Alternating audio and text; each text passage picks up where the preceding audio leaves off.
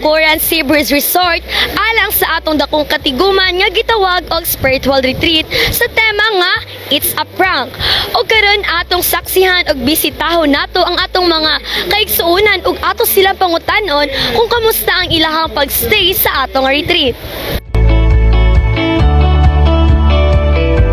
Maayong adlaw igsoon. Kamusta man ang imuhang pagstay sa atong retreat ug unsa man imo ikasulti bahin ani? Okay ra siya and I'm happy nga nakabalik og camp with the Adventist youth.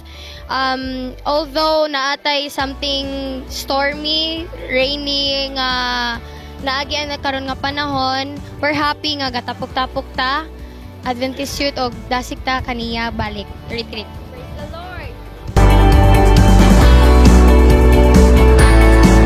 Despite of all the challenges nga nabot sa tuwang life, prayer is very powerful and always remember that God is always with us. And then ako makaingan na nga retreat kay very challenging and mas makapadasig og samot sa atong mga kabatan-onan.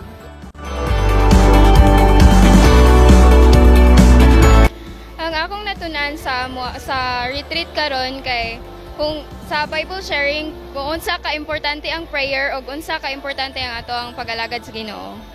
Ang akong mas sulti bahin ani nga retreat is enjoy siya. Then kani nga retreat nagpadasig jud sa ako ag ayo kay diri na ko na prove na dili lang jud basta-basta ang pag-alagad sa Ginoo, dapat pag-alagad ta sa bugos mong kasing-kasing.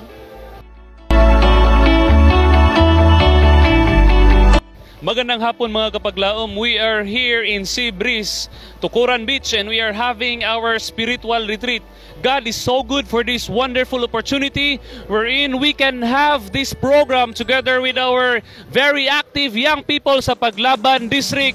Together with us, ang ato mga batanon from Metro Pagadian Adventist Church. Ug miabot ta og 300 plus ka mga batanon ang may participate nining atong gipahigayon nga spiritual retreat. And I believe they are empowered, they are inspired by the messages nga ilang nadunggan ug ang ilapod nga na-share sa ilang mga kaubanan may tungod usab sa Biblia. Ug ato mga batanon, mga igalang mga kaigsunan, na dasi kayo uban sa ato mga bag-ong na bautismuhan niining tuig nga mi-join kayo ng ato mga batanon gikan pa sa nagkadaiya nga mga iglesia. Uban usab sa pagsuporta sa ato mga elders, sa ato usab nga mga kaigsunan ug matag iglesia dinhi sa Paglaban District nga gilangkuban sa 16 ka mga iglesia. Apil na sab ang Metro Pagadian Adventist Church. So we are so happy and we are so privileged nga nakapahigayon niining program aron usab madasig ang atong mga batanon kay kita nagpuyo na sa katapusan nga kapanahunan ug atong mga batanon mao kani ang motapos sa pagdala sa mensahe ngadto sa mga katawhan nga napa sa kangitngitan. So we hope and we pray nga mahimo kining successful with the help of God. God bless us all and good afternoon.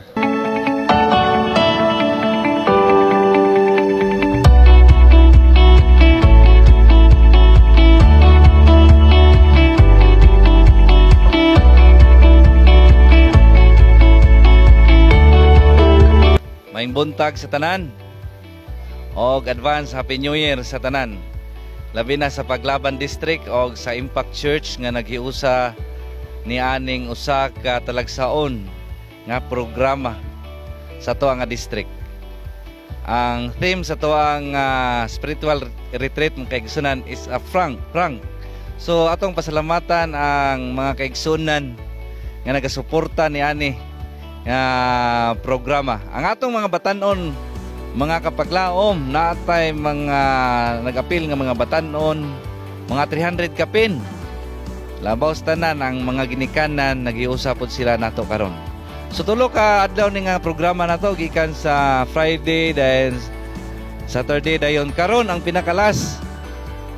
Kining Domingo mga kaigsunan, morning year-end party nato sa Paglaban District. So ilabi na gyud ang ato nga selebrasyon karon. Magdespedida ta ni Pastor Aldrin Rosales. So ako naghangyo magigsunan sa tanang panahon atong suportaran ang atong programa, labi na sa atong batanon kay atong batanon usa kini ka haligi pohon sa iglesia nga pinaagi sa atong suporta kining matanon mahimo nga sandayong sa panalangin ngadto sa uban.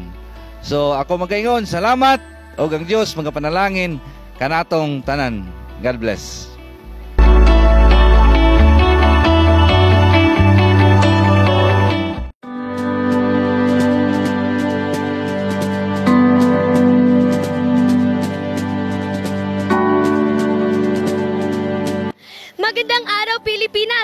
mayong buntag pagkadianon. Anya kita karon sa ato nga day 3 sa ato nga retreat, team building. O karon makita ninyo sa ato nga likod ang mga kabatan-unan nga enjoy kayo sa pag-apil sa aktibidad sa ato nga programa. O karon ato silang bisitahon o kamustahon o kung sa kahang ilang makasulti sa ato nga programa.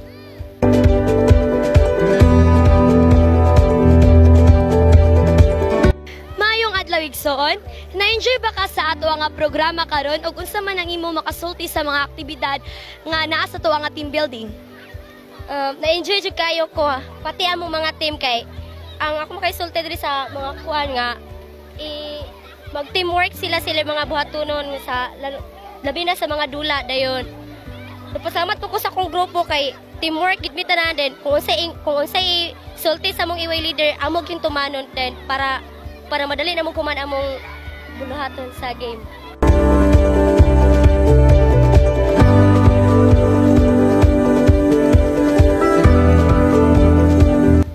Na-enjoy kay ko ug akong ikasulti ning aktibidad karon sa ato ang simbahan kay kinahanglan jud nato ang focus, cooperation, kinahanglan po nato ang timing para ang ato ang maong dula dali ra mahuman ug perfect ka mahuman jud nato.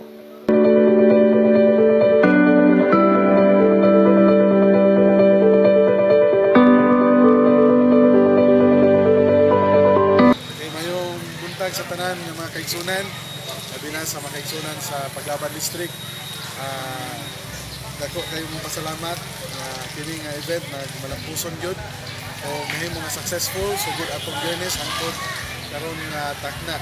Daghan kay mga napanalanginan nga mga batan-on nga nag-join ini usa ato ipadayon ang atong pagsuporta sa mga aktibidades pa sa Paglaban District sa sunod pa nga mga tuig nga malabot. So God bless kanatong tanan o I hope na mahimo kini nga dako nga kahimuan sa atong mga kinabuhi. Mayo ang buntag.